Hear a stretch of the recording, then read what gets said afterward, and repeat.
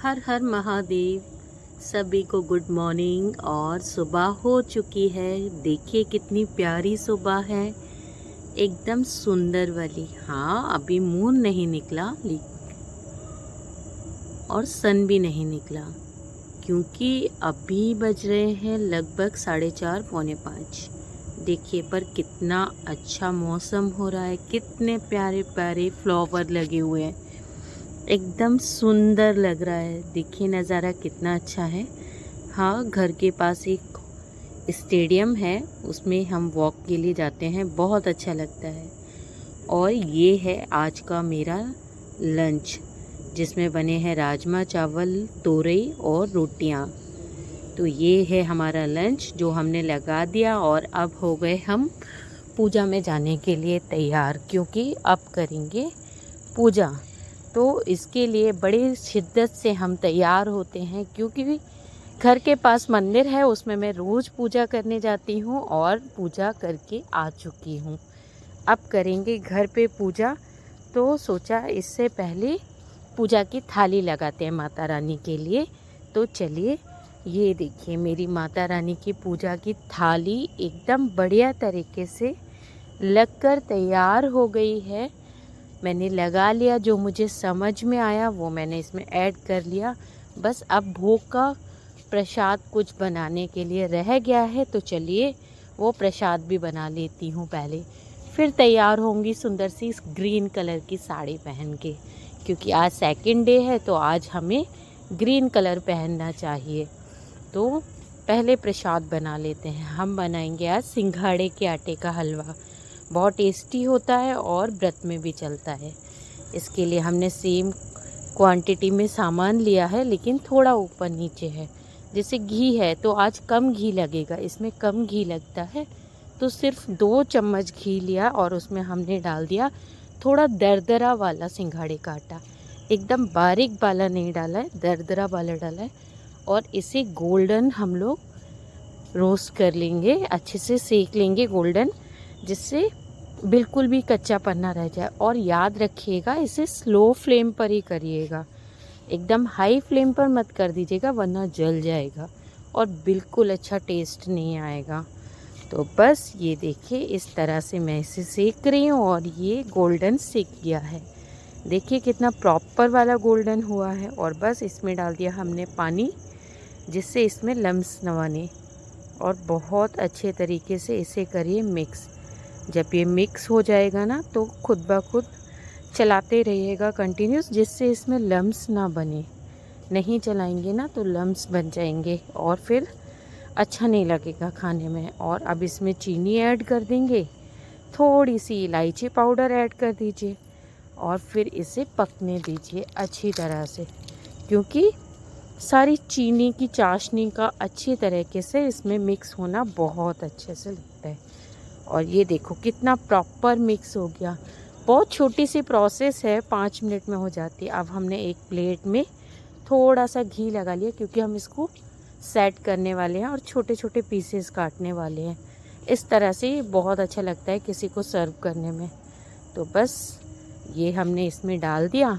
अब जब तक हम साड़ी पहन के तैयार होंगे, ये सेट हो जाएगा तो बहुत अच्छा लगेगा, और ठंडा भी हो जाएगा तो उठाने करने में भी नहीं आती है। सिंघाड़े के आटे का इस तरह से बहुत अच्छे से सेट हो जाता है। ये देखिए सेट हो गया और हमने पीस निकाल, पर जल्दबाजी में मैंने पीस बिल्कुल प्रॉपर नहीं काटे हैं, इस बात का ध्यान रखिएगा, वरना कहोगे कि नहीं ये तो कैसा काटा है। हाँ, जल्दबाजी होती है, थोड़ा लेट हो जाते हैं, सुबह बहुत काम होता है, तो पर ठीक है, हमें भोग लगाना है, अच्छा बना है। अब आप इसके ऊपर सारे ड्राई फ्रूट्स डाल सकते हैं। और ये देखो मैं हो गई साड़ी पहन के तैयार। अब जल्दी जल्दी में जैसी पिनी है वैसी ही पिनी है, ये ना बोलिएगा कैसी पिनी है, अच्छी पिनी है। चलो चलते हैं, पूजा करके आते हैं। ये माता रानी की जगह पर हम मंदिर में आ गए हैं, और मंदिर के रूम में बस पूजा करने में लग गए। आज बच्चे कोई भी नहीं है, दोनों स्कूल गए हैं। किंजल कोचिंग गई है, शौर्य स्कूल गया है, तो आज हमें अकेले ही पूजा करनी पड़ेगी। आज कोई हमारे साथ में कंपनी देने के लिए नहीं है, और उन दोनों के लिए अगर रुकूंगी ना तो 4 बज जाएंगे शाम के। मतलब सुबह से भूखा प्यासा रहना।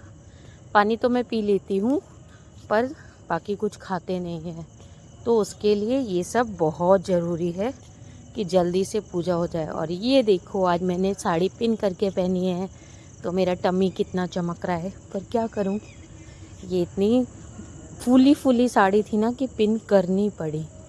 अगर मैं इसे पिन नहीं करती ना तो ये बिल्कुल फूली रहती सारी तरफ से। फिर आप लोग कहते ये कैसी साड़ी पहनी है, इसीलिए पिन कर लिया। अब चलिए कोई बात ना, पूजा पे फोकस करते हैं। पूजा हमें अच्छे से करनी है।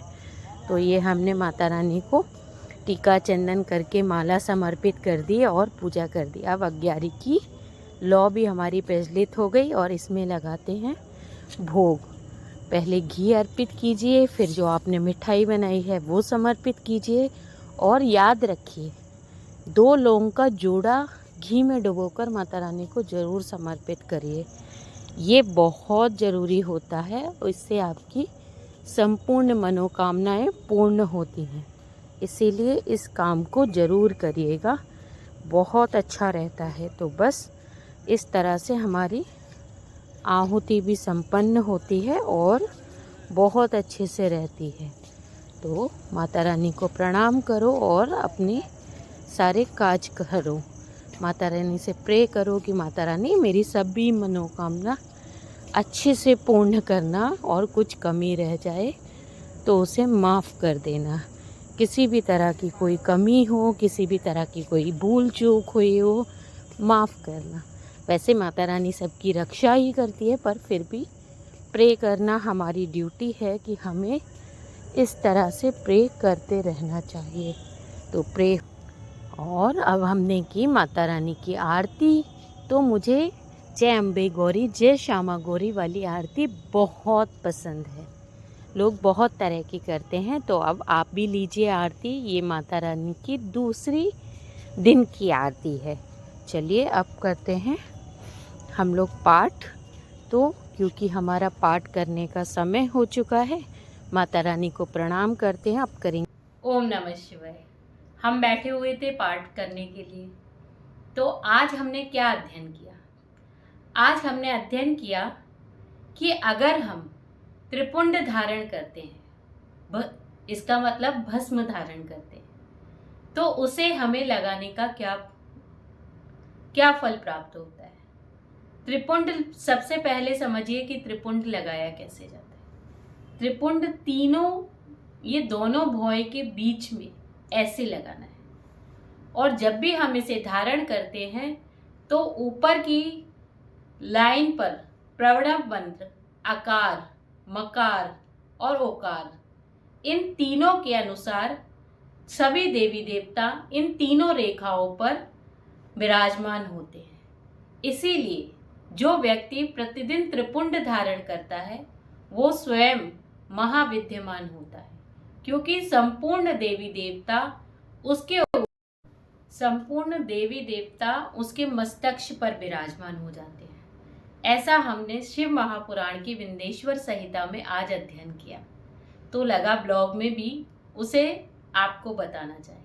अगर आप विस्तार पूर्वक इसे सुनना या समझना चाहते हैं तो मेरे शिव महापुराण के अध्याय में इसे समझ सकते हैं।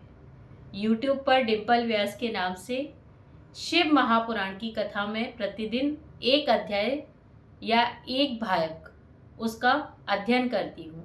आप चाहे तो उसे अपने समय अनुसार सुन सकते हैं और अध्ययन कर सकते हैं। तो फ्रेंड्स, अब हो गया शौर्य को स्कूल से लाने का टाइम। अभी कर रहे थे हम पाठ। तो शिव महापुराण का पाठ करना मुझे बहुत अच्छा लगता है और अच्छा लगता है इसीलिए मैं सबको सुनाने की कोशिश करती हूँ कि सब लोग देखें हमारे पुराणों में कितना कुछ अच्छा दिया है। चलिए अब शौर्य को लेके आते हैं, फिर बातें करेंगे। ये है प्राचीन खेड़ापति महाराज का मंदिर। हमने यहाँ दर्शन किए और आज के ब्लॉग को यहीं ख़त्म करते हैं। Bye bye.